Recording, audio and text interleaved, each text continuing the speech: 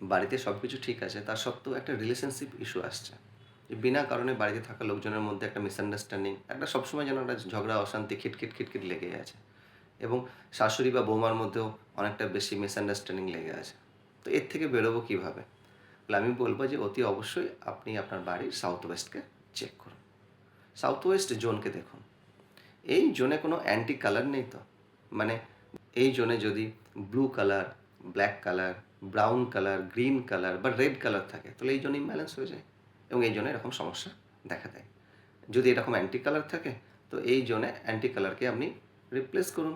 এই জোনের কালার হচ্ছে beige colour, cream colour, golden colour বা ইয়েলো কালার, অথবা আপনি অফ হোয়াইট কালারও করতে পারেন। আচ্ছা, এই জোনে যদি টয়লেট থাকে বা ডাস্টবিন থাকে বা ওয়াশিং মেশিন থাকে বা কিচেন থাকে তাহলেও আপনার এই জোন ইমব্যালেন্স হয়ে যায়। তো যদি ডাস্টবিন থাকে তো ডাস্টবিনকে সরিয়ে আপনি এসএসডব্লিউ জোনে রেখে দিন। এসডব্লিউ থেকে এসএসডব্লিউতে চলে যান, সাউথ অফ সাউথ ওয়েস্ট। যদি অপশন না থাকে তাহলে আপনি একটা ইয়েলো কালারের ডাস্টবিন রাখুন, তাহলেও এনার্জি ব্যালেন্স হয়ে যায়।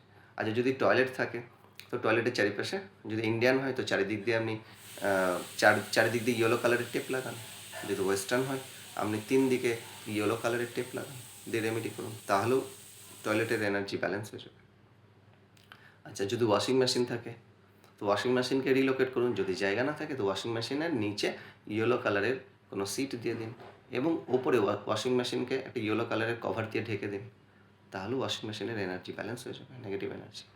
এবং যদি কিচেন থাকে তো অতি অবশ্যই কিচেনে গ্যাস ওভেনের নিচে ইয়েলো কালারের জয়সলমার যে মার্বেল পাওয়া যায়, তো অতি অবশ্যই আপনি কিচেনে গ্যাস ওভেনের নিচে এই জয়সলমার মার্বেলকে রাখুন অথবা ইয়েলো কালারের পেন্ট করুন।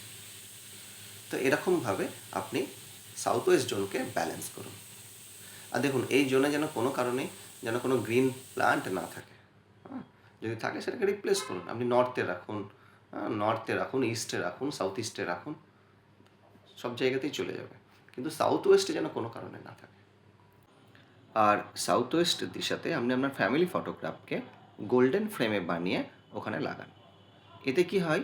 এতে ফ্যামিলিতে থাকা লোকজনের মধ্যে আন্ডারস্ট্যান্ডিংও বাড়ে আর বন্ডিংও অনেক বেটার হয়।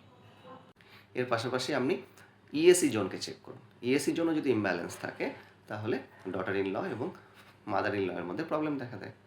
দেখুন, এই জোনে যদি কিচেন থাকে তো এরকম প্রবলেম অনেক বেশি হয়।